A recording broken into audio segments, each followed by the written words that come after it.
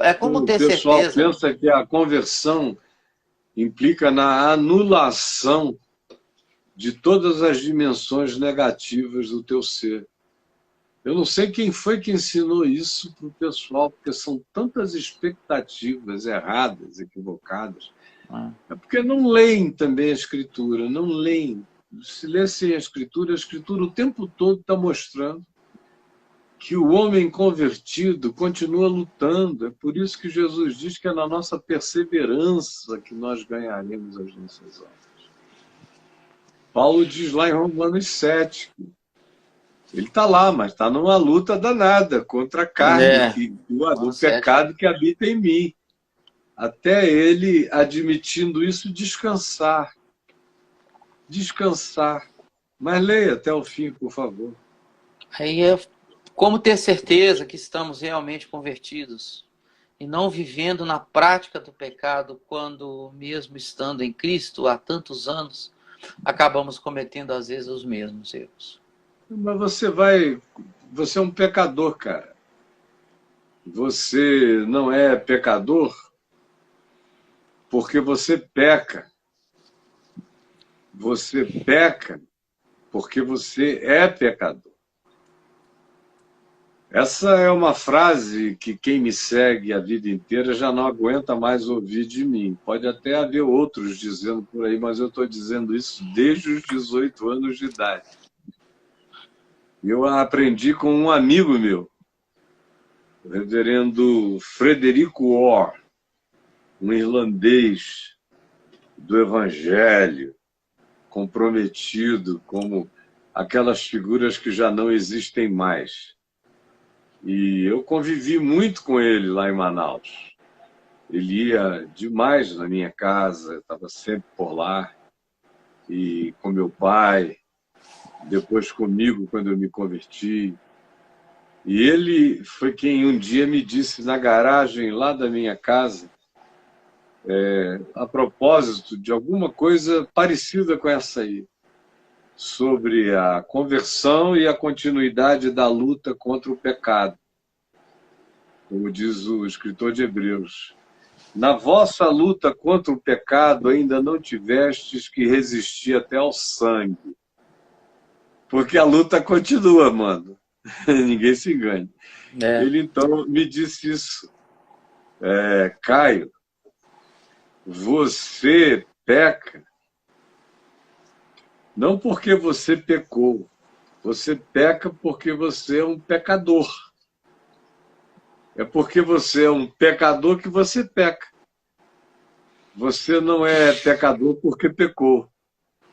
E aquilo simples, simples, simples, mas entrou em mim como um machado, entra numa madeira fofa que acolhe é, toda a lâmina. Entrou é. em mim e eu passei a dizer para o mundo inteiro, nessas circunstâncias, você não peca porque você é pecador, você ao contrário, quer dizer, você é pecador não porque você peca é porque você é pecador. De modo que até quando eu não estou pecando, eu não deixo de ser um pecador. Quando eu não estou pecando diante dos meus sentidos, da minha consciência, ou da percepção de terceiros, pecando eu estou sempre, eu sou relativo, mesmo quando eu não estou percebendo nada, a relatividade me habita o tempo todo. Então eu não tenho nenhuma presunção sobre o fato de que eu não seja pecador. Eu sou pecador nos meus melhores e mais santificados dias. Eu sou pecador. Eu sou pecador no Monte da Transfiguração, vendo Jesus ser transfigurado. Eu sou pecador. Eu sou pecador andando por sobre as águas. Eu sou pecador fazendo fogo cair do céu. Eu sou pecador multiplicando pães. Eu sou pecador curando doentes. Eu sou pecador fazendo as coisas que Jesus disse para eu fazer. Em meu nome fareis as coisas que eu faço e outras maiores farás porque eu vou para junto do Pai, ainda assim eu faço isso como pecador. Eu nunca não sou pecador em momento algum da minha vida. Eu sou um pecador perdoado, isso sim. Eu sou um pecador sem culpa. Que é o que a maioria das pessoas não consegue entender. Você é um pecador, Caio? Sou. Você está carregando culpa? Não, nenhuma. A culpa Jesus levou na cruz. Está pago e consumado a culpa de qualquer pecado. Que ele já tirou. Tirou como culpa, tirou como ofensa e tirou como sentença de sobre mim. Por isso, eu não carrego nenhuma culpa. Por isso, Paulo diz em Romanos 8:1, depois de dizer que ele era um homem desventurado por causa do pecado, ele disse: a culpa, todavia, eu estou livre dela. Já não há mais nenhuma condenação para os que estão em Cristo Jesus, o nosso Senhor. A culpa não. Eu sou um pecador sem culpa. Foi levado. E o Cordeiro de Deus tira o pecado do mundo. Tira o de ontem, o de hoje e o de amanhã. Tira. É contínuo. Então, eu estou justificado, vocês entenderam? Sou um pecador sem culpa.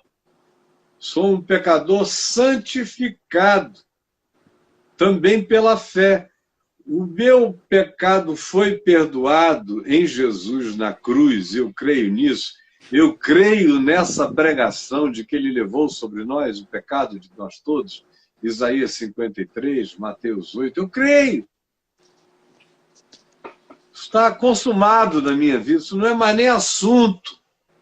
Eu sou perdoado, embora seja pecador, tanto quanto pela fé, a mesma fé que me justifica é a mesma fé que me santifica. Eu sou um santo por causa do fato de que Jesus já levou os meus pecados na cruz e que o amor dele me constrange todo dia. Eu cresço no constrangimento de me tornar parecido e semelhante a Cristo Jesus.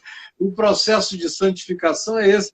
Ele tira o pecado da gente e nos põe no mundo com essa alegre missão de nos tornarmos semelhantes a Ele.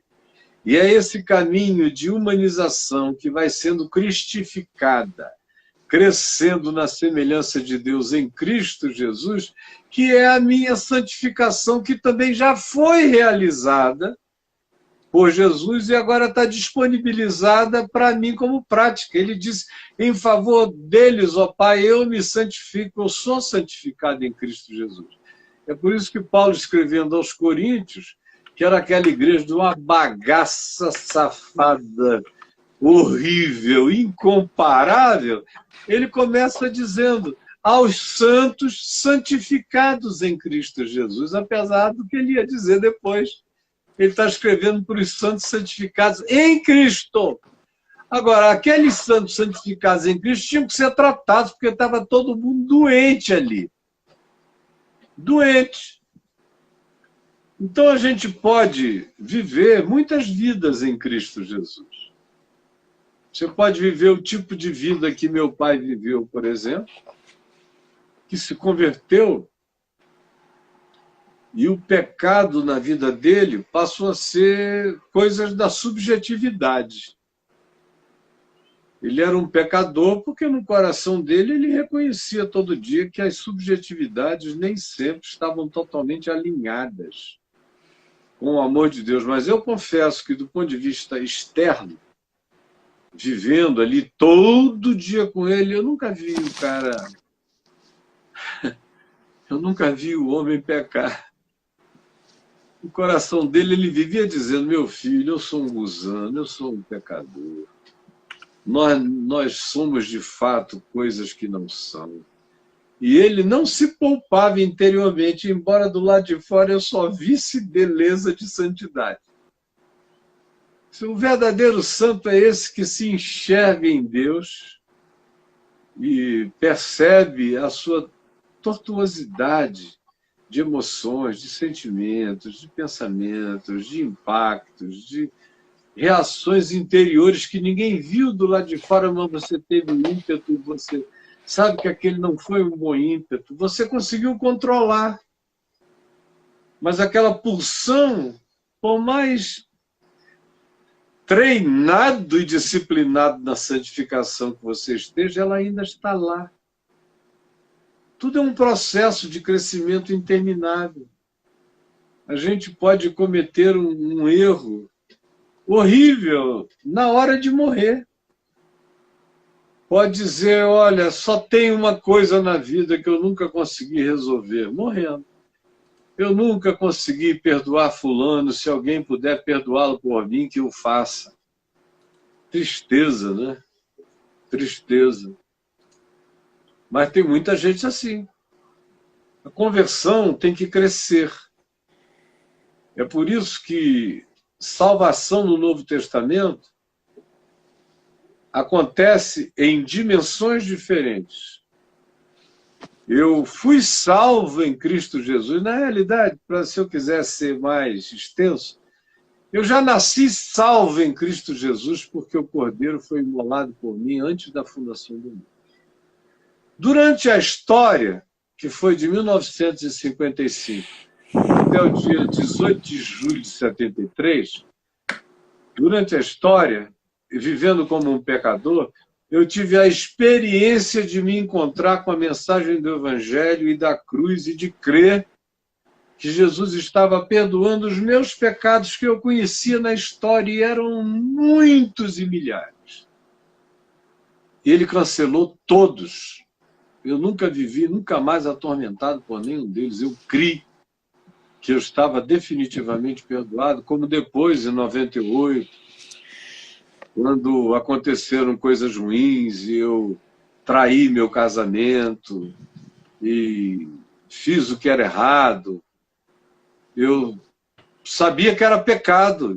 Em pecado eu me curvei diante de Deus pedindo perdão por aquele meu pecado que estava machucando tanta gente, a começar da mãe dos meus filhos e tanta gente que me amava.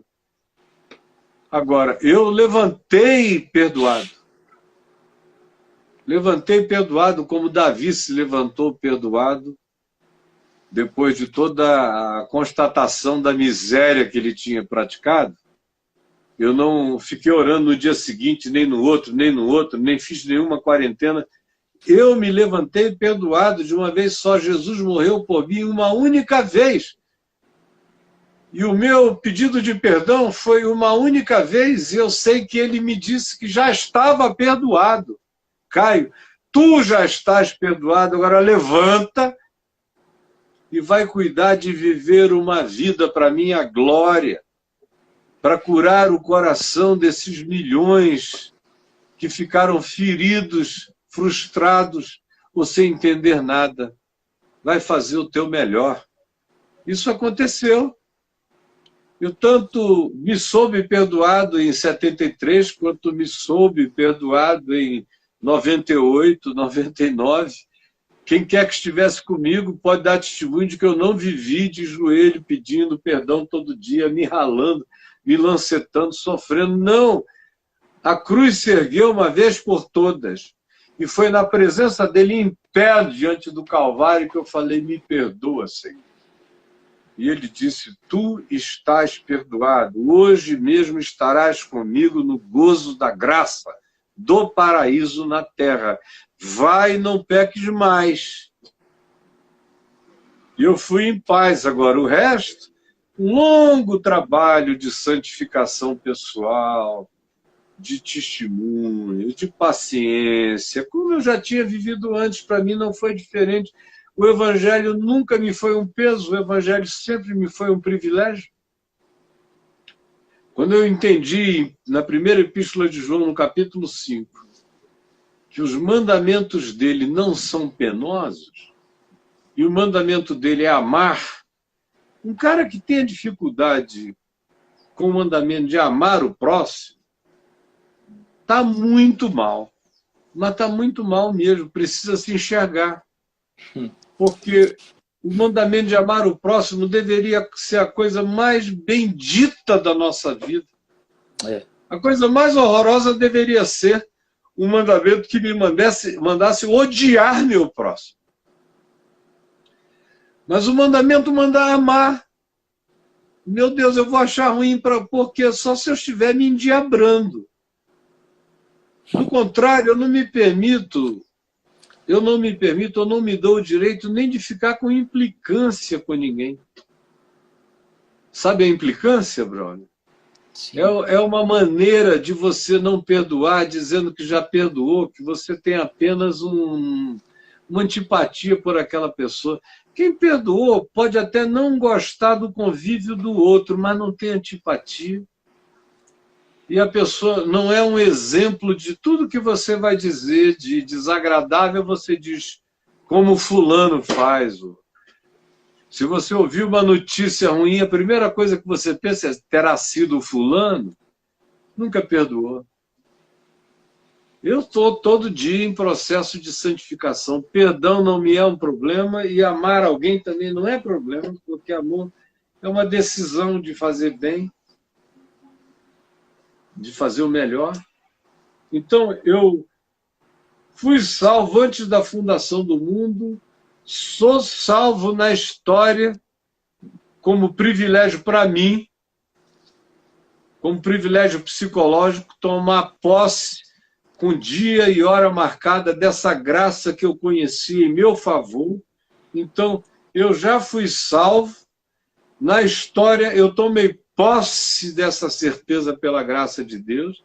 E na continuidade histórica, depois disso, Paulo diz que eu devo desenvolver a minha salvação com temor e tremor, que é o processo de pacificação, de santificação, de acalmamento, que cresce na medida em que você sabe que já está tudo perdoado e feito e consumado, que não há nenhuma condenação. Quanto mais você crê assim, mais você desmobiliza a mecânica do pecado dentro de você e mais você se santifica com naturalidade e vai descobrindo que quanto mais humano, generoso humano e demasiadamente humano no seu amor você for, mais santo você vai se tornando no seu caminho, até aquela hora em que você parte e é absorvido por Cristo Jesus e se torna totalmente semelhante a Ele.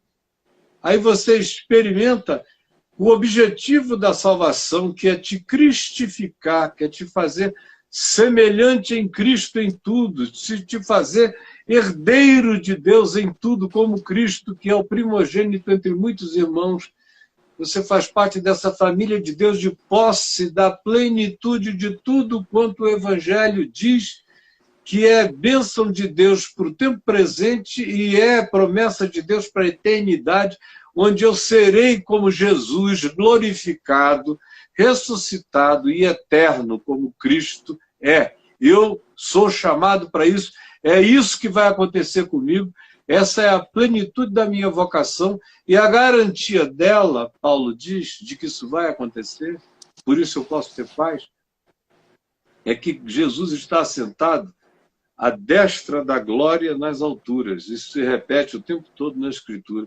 E Paulo diz, e nós já estamos assentados com Ele. Nós já estamos assentados com Ele. Olha bem aqui para mim, você pode me odiar, me detestar.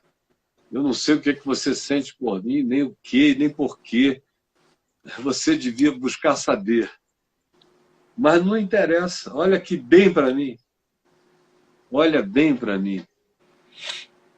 Você está olhando para um homem que já está assentado nos lugares celestiais em Cristo Jesus, para além da morte, para além do medo, para além da catástrofe, para além do apocalipse, para além de qualquer coisa. Agora, isso é um caminho que a gente tem que aprender a desenvolver todos os dias, andando nele. E como Paulo disse, não que eu julgue, Filipenses 12, 9, 12 em diante, não que eu julgue haver alcançado a perfeição. De jeito nenhum. Sou pecador, aperfeiçoado em Cristo Jesus. No entanto, esquecendo das coisas que para trás ficam, todas elas, esquecendo. Não é mais assunto para mim. Eu prossigo para o alvo, para o prêmio da soberana vocação de Deus em Cristo Jesus. Aí ele diz, ora, todos nós que somos perfeitos tenhamos esse entendimento. Ele está lidando com esse já e ainda não. Em Cristo eu já sou perfeito. Na história, ainda não. Então, eu sou um perfeito vivendo a mais perfeita imperfeição. Andando em Cristo Jesus sem tormento, sem culpa, sem neurose, sem angústia paranoica. Todos os meus pecados estão perdoados. Cara, isso é saúde mental. Se Freud tivesse conhecido isso na vida dele, a psicologia que ele teria desenvolvido seria totalmente outra. E a conclusão seria poderosamente curadora mesmo.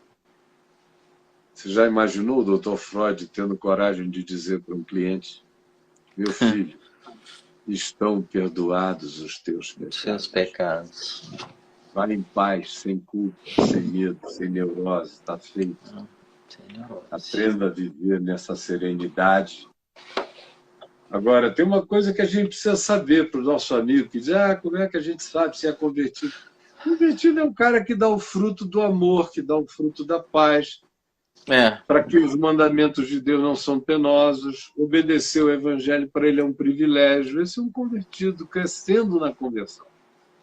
Ninguém é convertido, como os evangélicos imaginam, como se uma coisa tivesse sido consumada e ele agora fosse um cara para além de qualquer coisa ou pecado. Isso é mentira.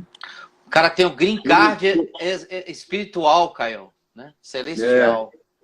Ele tem o green card. Como Lutero disse, né? Que ele descobriu no curso da vida dele, ele pensou antes que o velho Adão, o velho homem, o primeiro Adão, que tinha sido sepultado em Cristo Jesus, estava morto. Ele descobriu no curso da vida que o cara sabia nadar. Ele foi sepultado no batismo. Ele descobriu, no entanto, que o velho homem sabe nadar. E como sabe, a gente o mantém afogado e dá o privilégio da respiração e da oxigenação celestial ao novo homem que se renova segundo a imagem de Deus todos os dias.